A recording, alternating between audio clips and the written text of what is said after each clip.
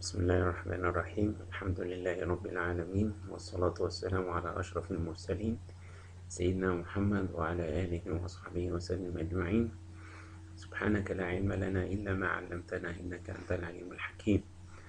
اللهم علمنا ما ينفعنا وانفعنا بما علمتنا. Dear colleagues, this is the second lecture in the series of head and neck imaging. It will deal with the sinonasal imaging. We will start by the anatomy and the scanning techniques. And you know that we have two main types for CT imaging of the paranasal sinuses. The first study is known as the routine study, which is performed in the coronal view or position. The patient is in the prone position, and we have the scanogram in the lateral view. Then we specify the area to be examined from the posterior wall of the cella, or from the dorsum celli, or from the posterior wall of the sphenoid sinus, and we proceed anteriorly until we reach the anterior wall of the frontal sinus, and the scanning interval is usually 3 millimeters. In this study, we do not inject the contrast media. We use only the bone window images for delineating the anatomic details of the paranasal sinuses.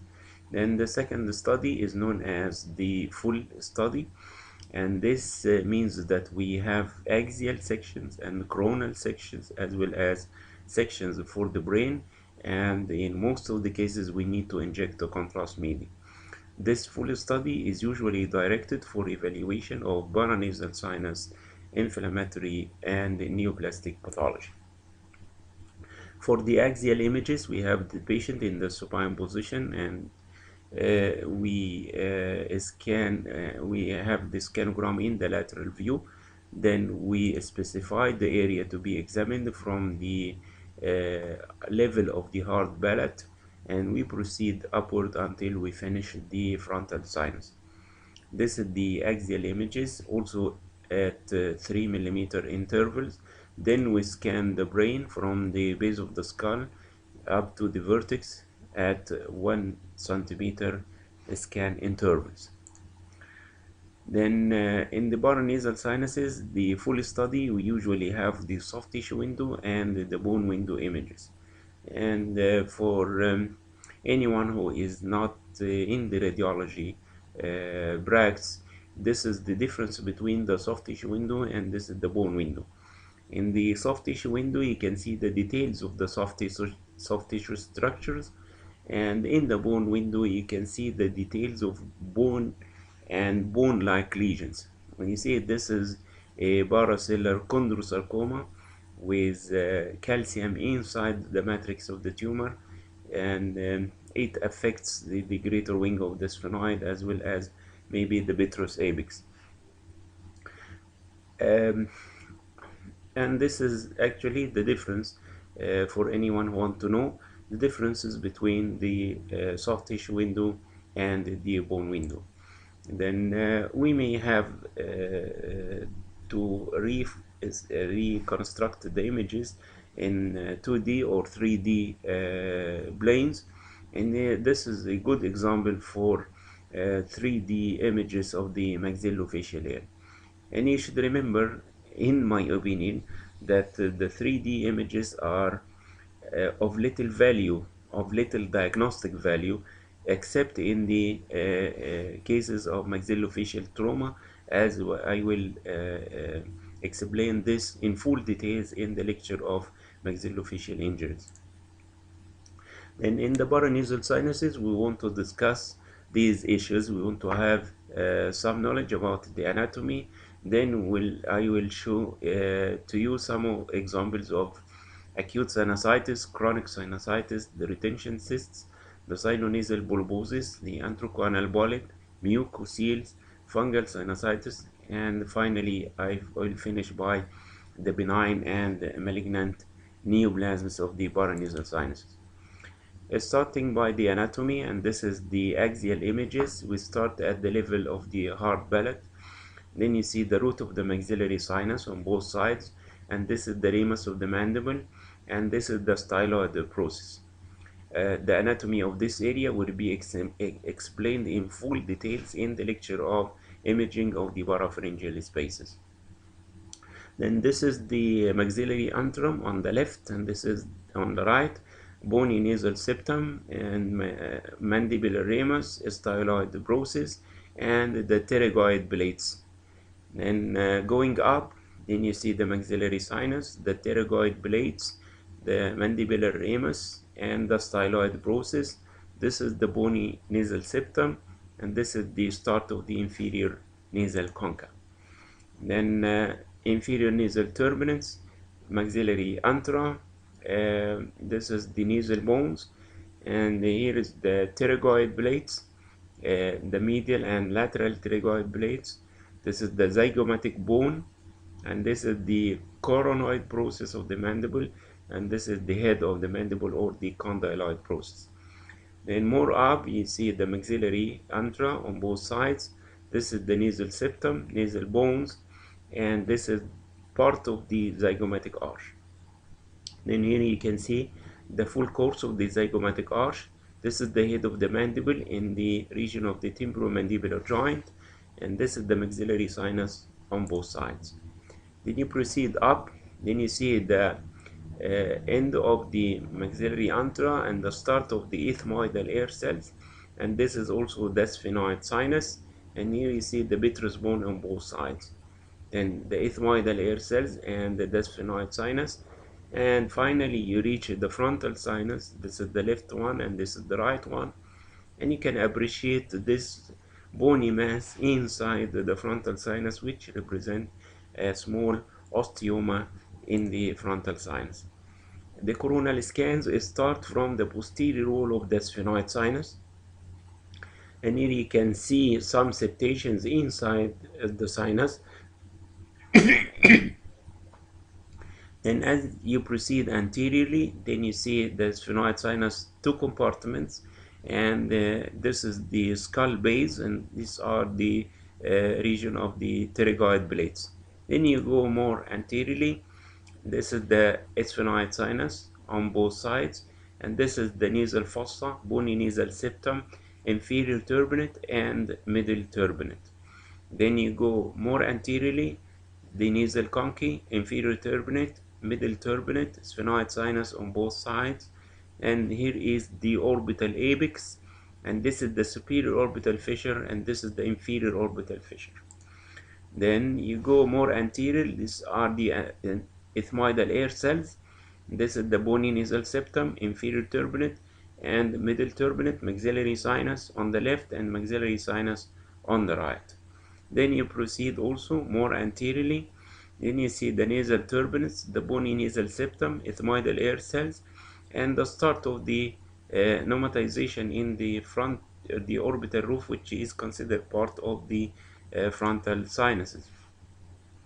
And here you can see the ostium of the maxillary antrum on both sides, and you see the orbital cavity, the pneumatization of the orbital roof, and this is the maxillary sinus, and here is the bony nasal septum. This is the inferior turbinate, and this is the middle turbinate.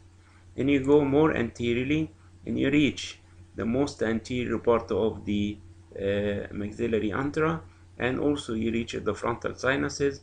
This is the bony nasal septum, and this is the agar ala nasi air cell. Then we would like to have some more details about each of the sinuses, starting by the maxillary antrum. And here, this is the maxillary sinus, and this is the outlet of the maxillary sinus as indicated by this line. The maxillary antrum has an osteomeatal complex unit, which is formed of 4 parts, and these parts are the site of the maxillary antral ostium, then this passage, which is known as the ethmoid infundibulum, then this curve, which is known as the hiatus semilunaris, and ending by the middle nasal fossa. If you look carefully here, and you see this is the orbital floor, and this is the inferior medial aspect of the orbital wall, which will form the lateral wall of the ethmoid infundibulum. Then this bony process is a famous one, is known as the uncinate process. Then if you look carefully here, then you see this is the site of the ostium, and this is the ethmoid infundibulum, hiatus semilunaris, ending by the middle nasal fossa. Then this arrow points to a foramen which is located in the orbital floor, and this is known as the infraorbital canal, where the infraorbital nerve and artery pass through this foramen. This is once more the anatomy of the maxillary sinus, and the site of the ostium, the ethmoid infundibulum, and you go to the hiatus semilunaris, ending into the middle nasal fossa. This is the inferior turbinate, and this is the middle turbinate. Then this red arrow points to the site of the maxillary antral ostium, and this is the ethmoid infundibulum, and here is the hiatus semilunaris, and this is the middle nasal fossa. This process is known as the uncinate process, which is the medial wall of the ethmoid infundibulum. The lateral wall is formed by the bony orbit. Then if you look carefully here, and you see this is the maxillary sinus antrum, and this is the ostium, this is the ethmoid infundibulum, hiatus semilunaris, and the middle fossa. Then if you magnify this and you look at this passage, and this will form the ethmoid infundibulum, which connects the maxillary antral ostium to the region of the hiatus semilunaris, and finally to the middle nasal fossa. The ethmoid sinuses is formed of three parts, and the horizontal part, which is the famous bone known as the cribriform plate of ethmoids. It has two components, a small part on the left and a small part on the right of the midline. The vertical part is known as the crista galli, and this is also part of the ethmoidal complex. Then the ethmoidal air cells, which are divided into two parts, the anterior ethmoids and the posterior ethmoids. They are separated from the orbit by the medial orbital wall, which is known also as the lamina babricia. Then the gyrus rectus, as well as the olfactory bulb, are anatomically located in this area, in this depression between the crista galli and the superior plate of the ethmoidal air cells. Then you know that we have two groups of ethmoidal air cells: the anterior group, which are numerous and the smaller cells, and the drain in the middle meatus. The posterior group are larger and fewer in number, and drain in the superior meatus. Then one of the well-known cells in the ethmoids is known as Unodi cell, and this is the largest cell in the posterior ethmoids. Its importance lies in its close relation to the optic canal, and any surgery here should be done very carefully in order not to injure the optic nerve, which passes very close to this Unodi cell. And this is a cell which is considered as an anatomic variant. It is pneumatization of the inferior medial part of the orbital floor, and this is known as Heller cell. This Heller cell is intimately related to the osteomeatal unit. You know, this is the ethmoid infundibulum, and this cell will encroach on the ethmoid infundibulum, and sometimes if it is so large, it can obstruct the ethmoid infundibulum, resulting in retained secretions within the maxillary sinus. Then the ethmoid bulla is the largest ethmoidal air cells which lies close to the ostium. And if you look to this diagram, and this is the ethmoid infundibulum and the maxillary antral ostium, and this large cell in the ethmoidal air cells, which is very close to the osteomeatal unit, is known as the ethmoid bulla. Then here you can see that there is pneumatization of the orbital floor, which is known as Heller cell, bilaterally on the right side and also on the left side, encroaching on the osteomeatal unit. Then if you look carefully here, and you see this is the inferior turbinate and this is the middle turbinate. The middle turbinate is attached superiorly to this part of the ethmoid, which is known as the cribriform plate of ethmoids. Then if you see here, and this is the crista galli, this is the cribriform plate of ethmoids, and this part, which is a bone that is very thin, which is bordering the gyrus rectus and the olfactory bulb from the lateral aspect, is known as the lateral lamella or the fovea ethmoidalis. This bony plate, which is very thin compared to the rest of the thick bone distal to it. Then this is the lateral lamella and is also known as the fovea ethmoidalis. Then the middle turbinate is attached to the lamina papricia. This is the middle turbinate, and this line will connect the middle turbinate to the medial orbital wall, which is also known as the lamina papricia. This connection is known as the basal lamella, and the air present between the basal lamella and the ethmoid bulla is known as the sinus lateralis. And if you look carefully here, then you see this is the ostium of the maxillary sinus, and this is the ethmoid infundibulum, hiatus semilunaris, and middle fossa.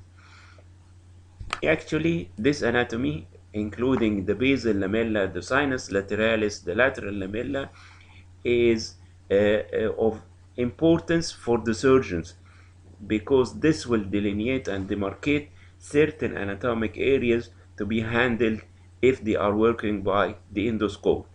But you should know that the basal lamella is the septum which divides the ethmoids and into anterior and posterior ethmoidal air cells. Then whenever you ask about the line of separation between the anterior ethmoids and the posterior ethmoids, it is the basal lamella, which is the line connecting the middle turbinate to the medial orbital wall. And this line is of course not constant. It can be seen in some cases and cannot be seen in others. And in this is the middle turbinate, and this is the connection of the middle turbinate to the medial orbital wall, and this is known as the sinus lateralis. This air is known as the sinus lateralis. Then we came to the frontal sinus, and the sinus can be seen in the axial, in the coronal, and in the sagittal images. The sinus drains into the anterior part of the middle meatus here in this area. This is the sagittal reconstruction, and this is the hard palate, inferior turbinate, middle turbinate, which is pneumatized. It's known as concavullosa. I will mention it in a moment. Then this is the route of drainage of the frontal sinus through the anterior ethmoids into the middle meatus. Then the nasofrontal duct is a component of the anterior ethmoids. Then you remember, if there is ethmoidal fracture, it will involve the nasofrontal duct, actually resulting in obstruction of the drainage of the frontal sinus. The sphenoid sinus lies inferior to the pituitary fossa and superior to the nasopharynx, On both sides, the sphenoid sinus is related to the cavernous sinus. And sphenoid sinusitis is one of the known causes of cavernous sinus thrombosis in some cases. And here you see this is the frontal sinus, ethmoidal air cells, and this is the inferior turbinate and the middle turbinate. The sphenoid sinus can be hyperpneumatized with extension of the pneumatization into the skull base as well as into the pterygoid blades. Then you see an example where the pneumatization of this sphenoid sinus extends into the skull base and the root of ethmoids.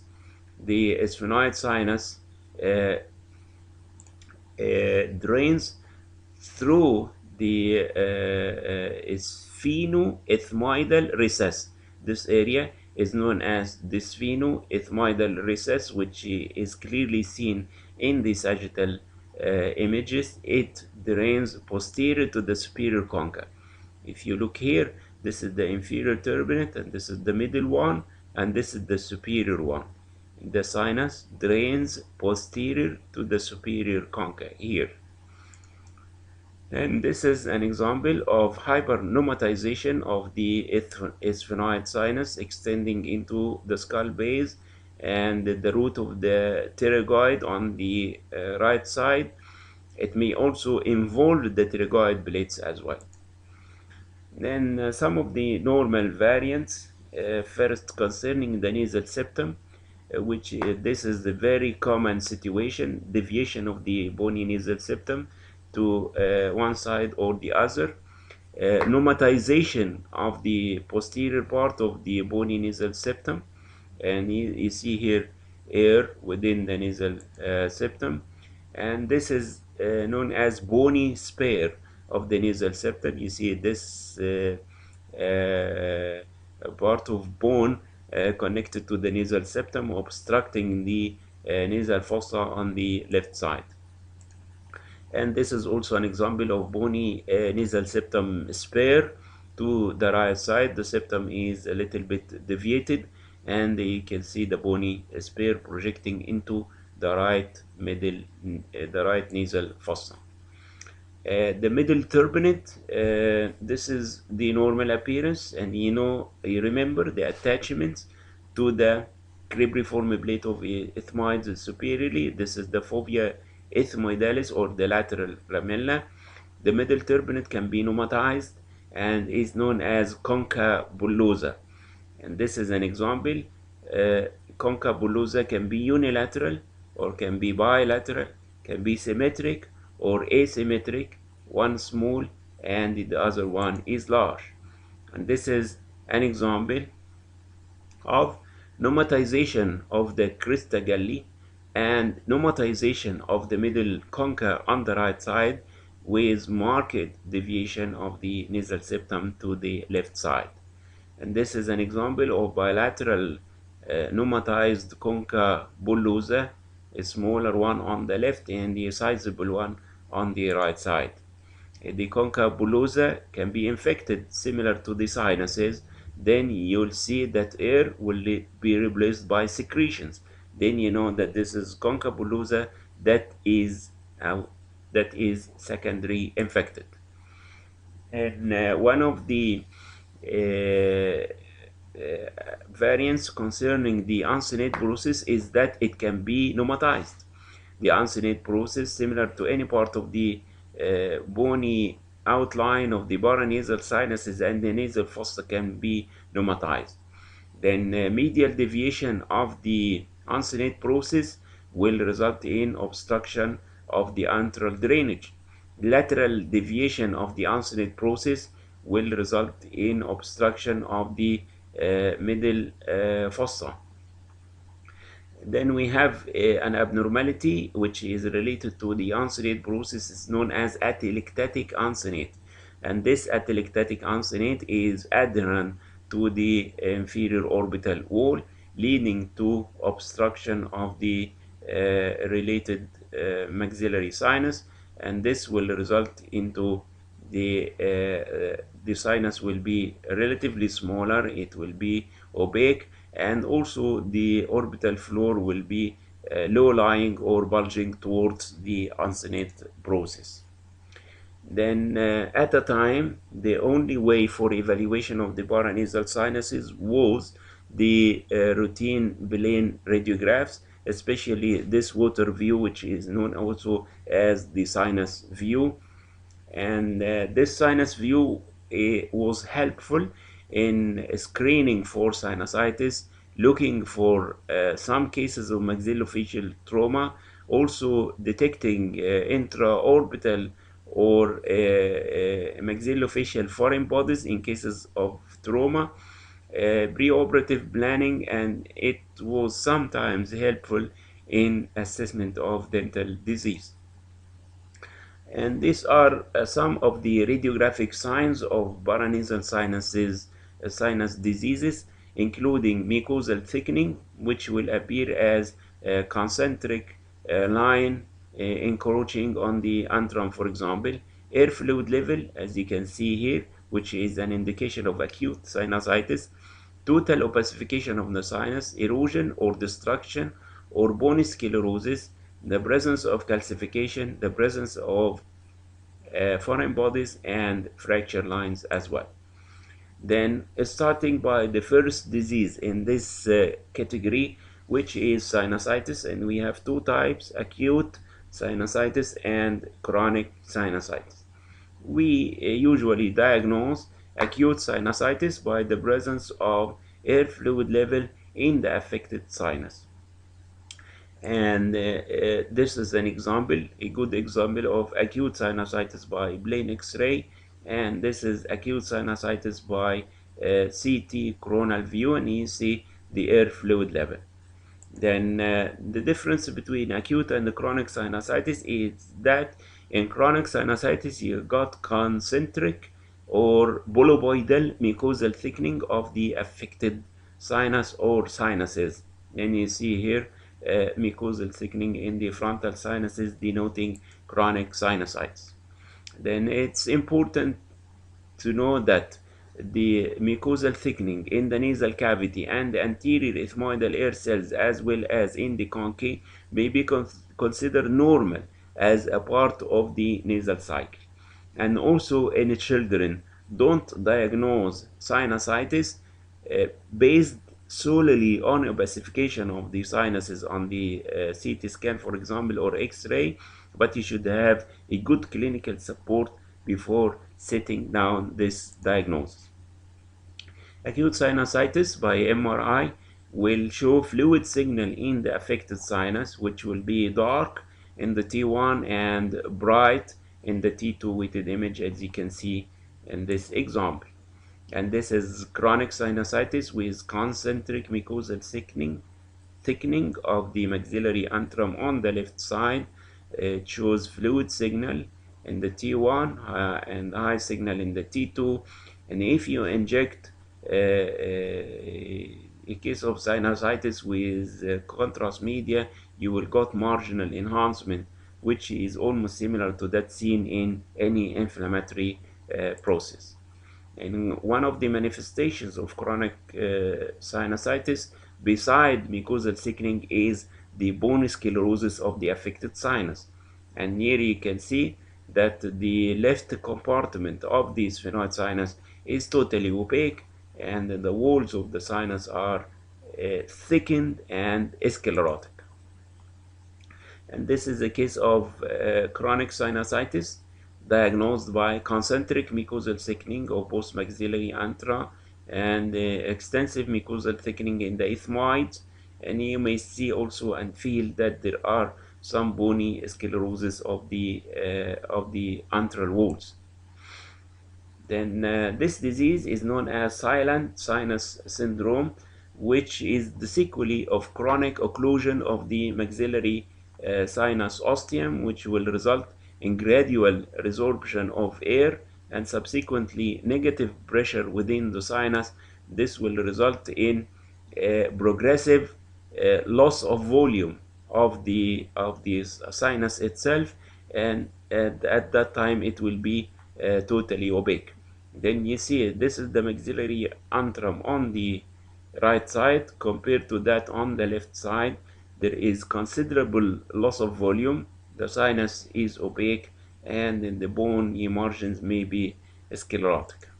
In silent sinus syndrome is just a gradual occlusion of the draining ostium of the maxillary sinus, resulting in absorption of air and gradual loss of volume of the affected sinus, which will be totally opaque.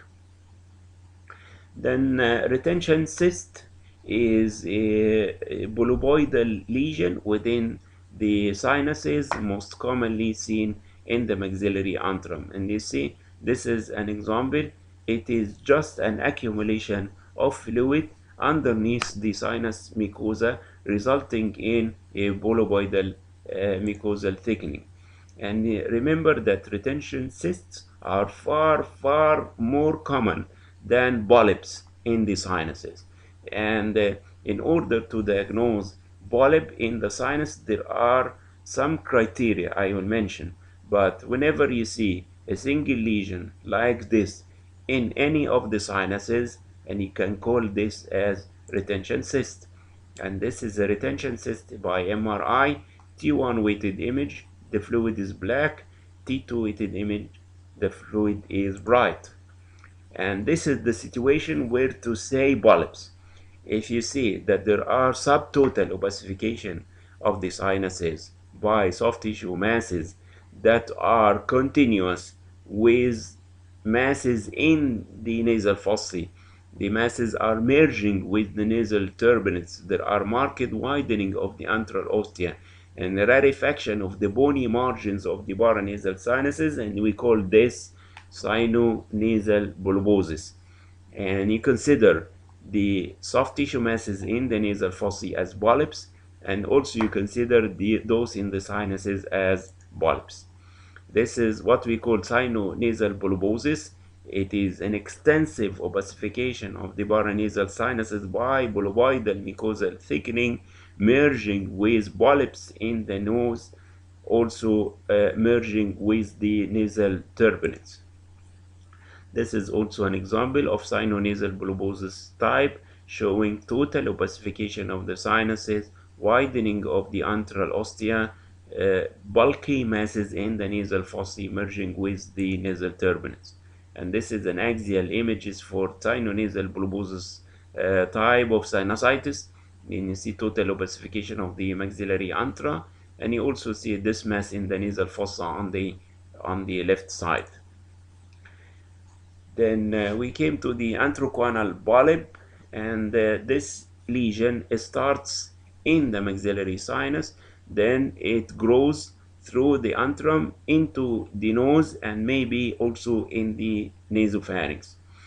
The criteria for the diagnosis of antroquanal polyp: number one, a lesion inside the antrum, and the antrum needs not to be totally opaque, but you see a lesion in the antrum that is continuous with another lesion in the nasal fossa through the widened antral ostium, and this lesion may also project into the nasopharynx.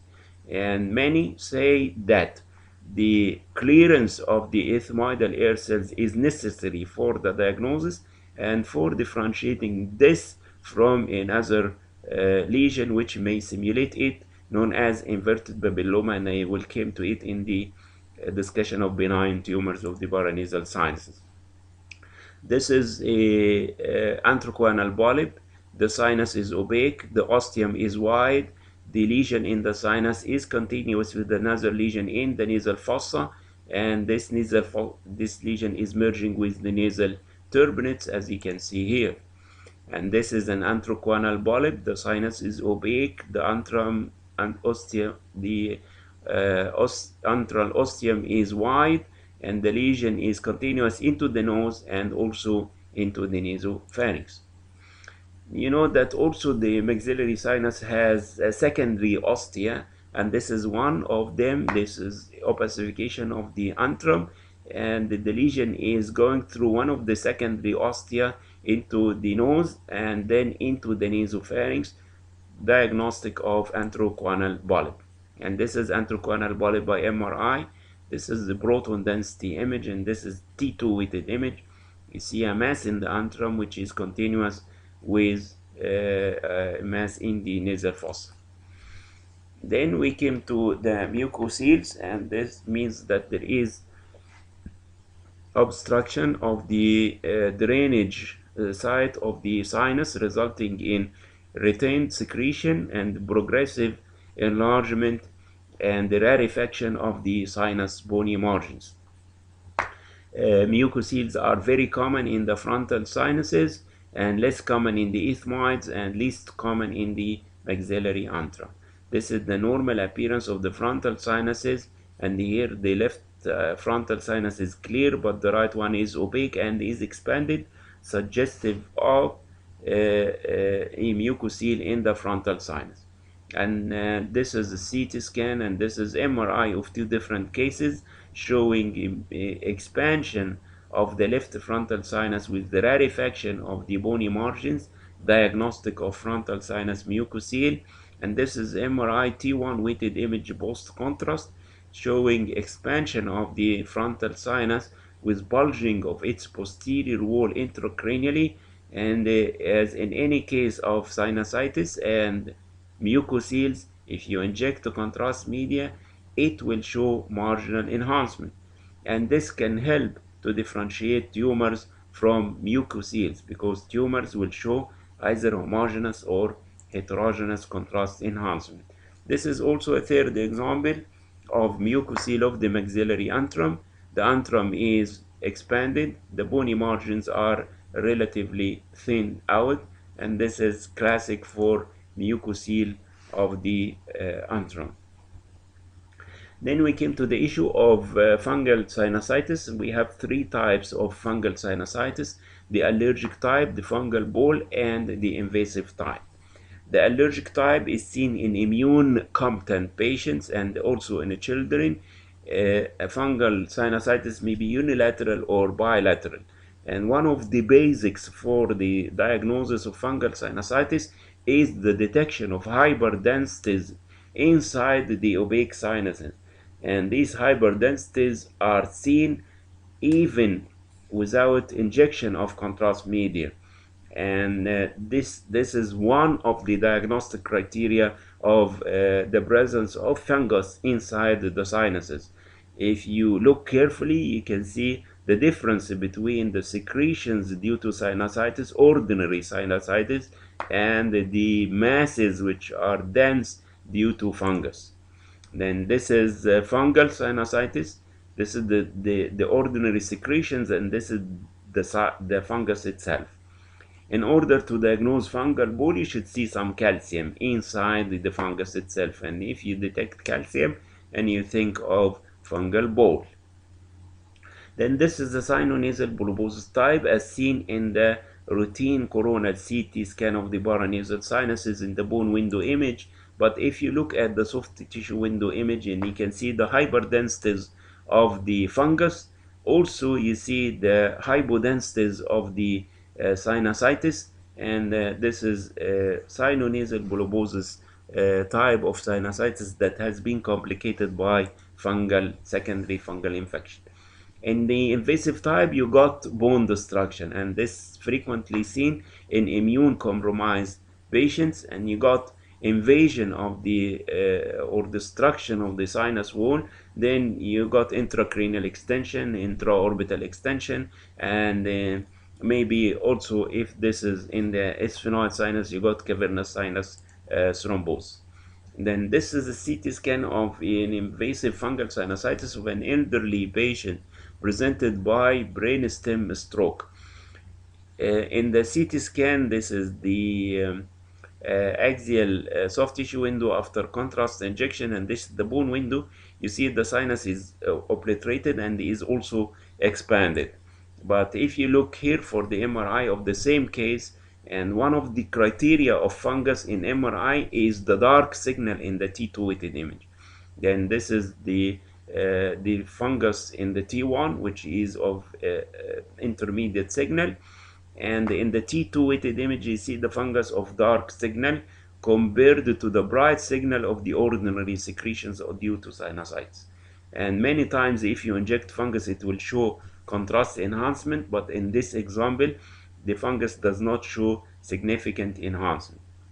And this is diffusion weighted image showing the main cause of the patient presentation, which is a brainstem stroke or acute infarction, of course, because of the intimate relation between the fungus and the basilar artery. Then if you look here, and this is total opacification of the sphenoid sinus, you are not sure to say that this is due to fungus, but an MRI T2 weighted image, and you see this very dark signal indicates the presence of fungus, and the surrounding bright signal is due to the ordinary secretions of sinusitis.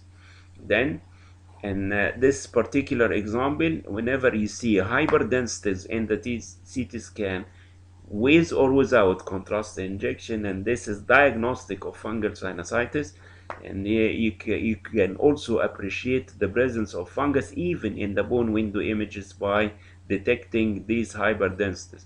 And this is invasive, of course, because there is destruction of the sphenoid sinus floor, as you can see here in the bone window image. Then how can you predict the presence of fungal sinusitis from imaging? Number one, the detection of hyperdensities within the affected sinus on CT before or after contrast injection. Intrasinus calcification and marked loss of signal in the T2 weighted images on MRI. And sinusitis, which is resistant to medical treatment, you should suspect super added fungal infection. And the maxillary sinusitis extending to the cheek, and this is one of the helpful clinical signs. If the patient is known to have sinusitis, then start to have facial swelling, especially in the cheek, and redness and the tenderness, and you think of the development of fungal sinusitis. Sinusitis has many complications, intracranial and intraorbital in particular. Intracranially, the extension of infection may result in meningitis, which will present by localized or diffuse meningeal thickening and enhancement, together with epidural collection like this one, epidural emboyema, or subdural emboyema, or cerebral abscesses, which like this one with a rounded lesion with regular uniformly enhancing margin surrounded by significant perifocal brain edema, and also the cavernous sinus thrombosis if sinusitis is in the sphenoid sinus. This is an example of what is known as sinogenic epidural emboyema due to frontal sinusitis, and you got the pus, which is bordered by the thickened enhanced dura. Then orbital complications are usually the sequelae of ethmoid sinusitis, and this will result in spread of the infection through the lamina papyracea into the orbit. This may result in orbital cellulitis or subperiosteal abscess or even cavernous sinus thrombosis. And for the diagnosis of orbital cellulitis complicating sinusitis, you should see opaque ethmoidal air cells on the same side of orbital involvement.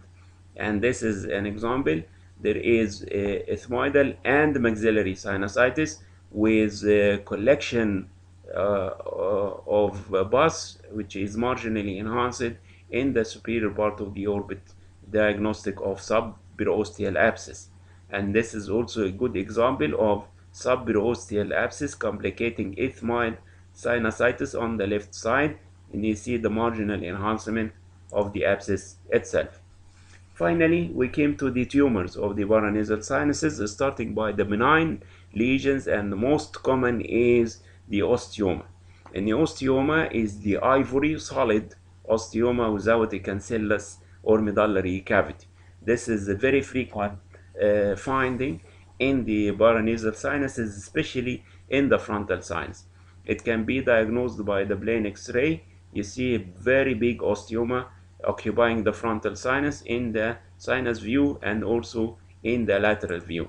And you can see this osteoma in the CT scan as well. The osteomas are usually asymptomatic, but it may obstruct the sinus drainage, leading to sinusitis. And you know, this Gardner syndrome, which is a famous syndrome mentioned previously in the sector of colonic imaging, which includes multiple lesions. Some of them are the osteomas and colonic polyps. And this is a frontal sinus osteoma by X-ray, by CT, and by MRI. And you know that osteoma on MR will show very dark signal in the T1 and T2 weighted image because of the cortical bone containing non-mobile protons. And fibrous dysplasia is a developmental disease, which means that there is expansion of the affected bone and the ground glass texture of the bony matrix. This lesion is frequently seen in the orbital roof, but it can be seen also in the nasal septum or anywhere in the maxillofacial area. This is a good example of fibrous dysplasia of the maxillary sinus. The sinus is expanded, and you see the heterogeneous ground glass bony matrix in the affected sinus. And this is also a spot diagnosis of fibrous dysplasia involving the maxillary antrum on the right side.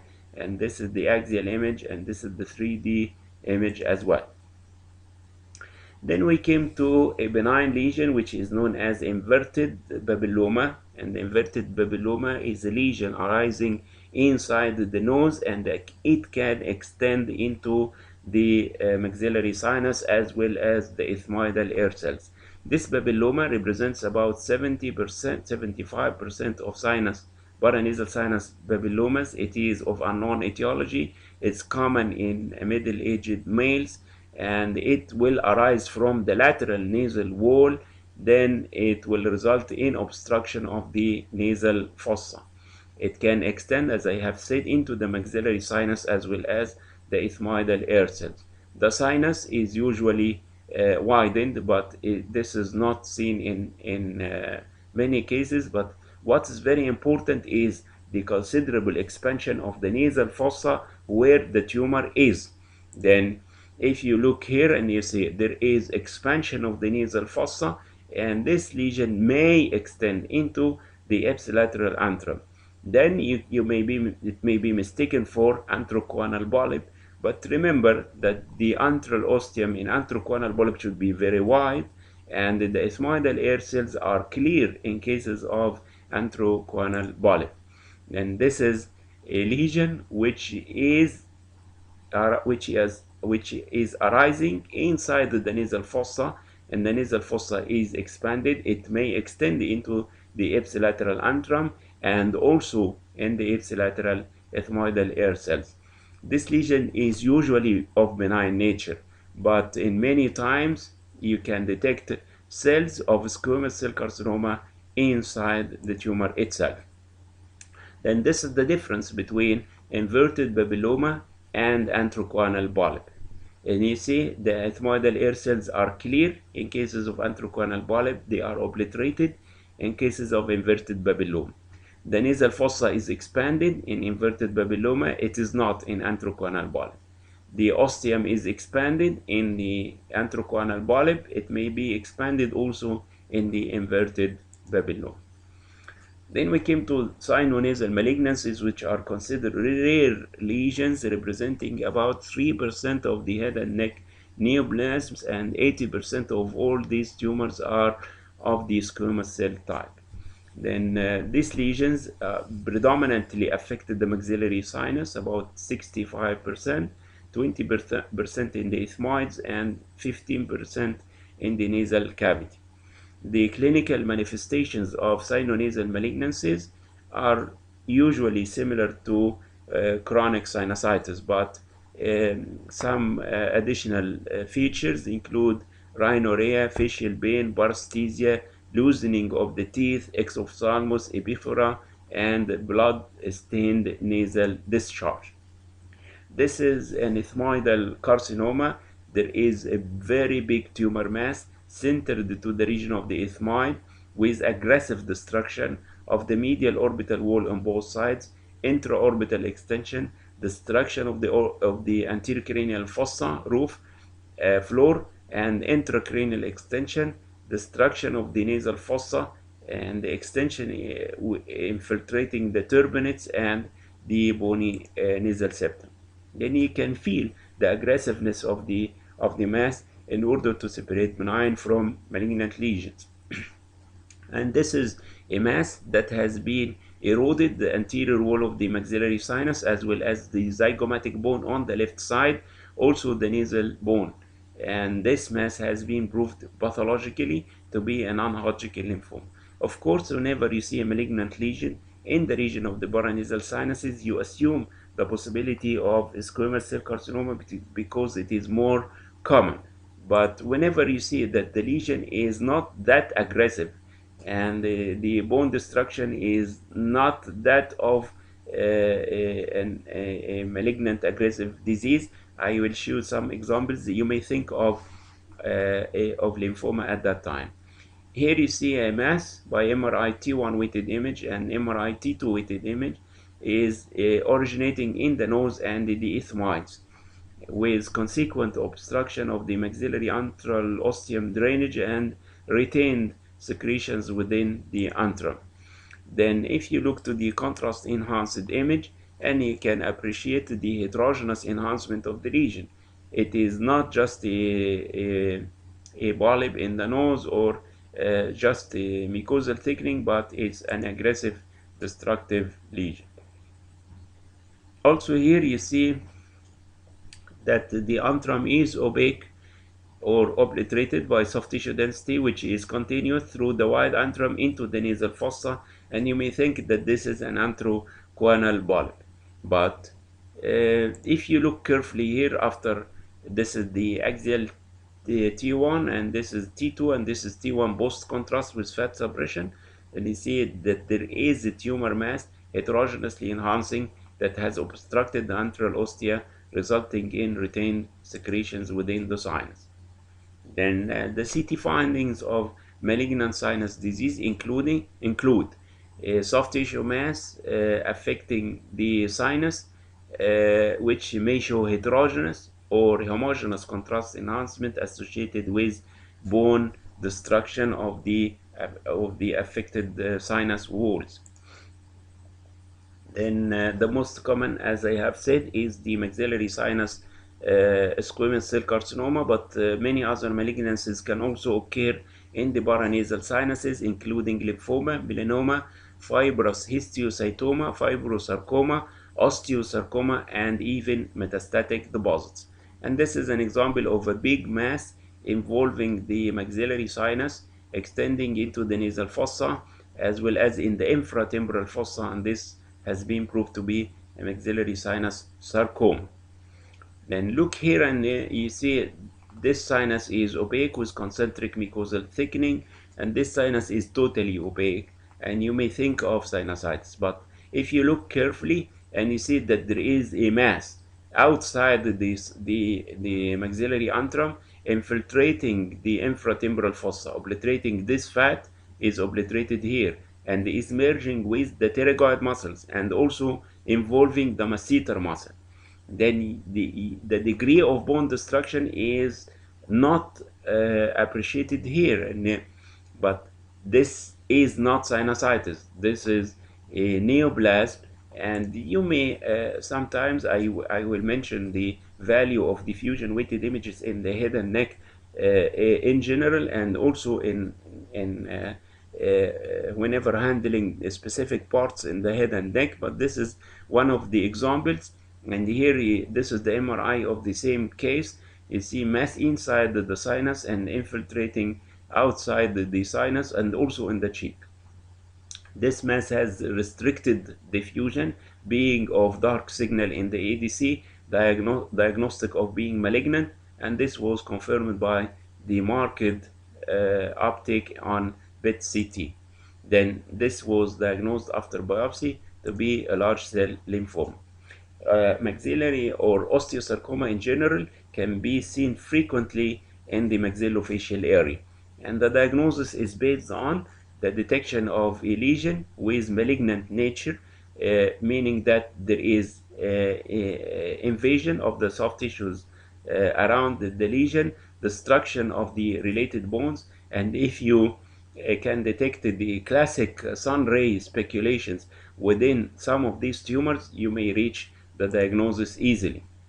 Also, you know that some tumors can come to the paranasal sinuses from the adjacent parts, especially from the nasopharynx, which can invade the maxillary sinus sometimes, and also from the cranium, particularly from the sella. And you know, whenever when I will handle the issue of the imaging of the sella, then you know some of the pituitary tumors are invasive, and they destroy the cellular floor and they invade or extend into the sphenoid sinus, like this invasive pituitary adenoma, which has extended in the suprasellar area and also invaded the maxillary sinus.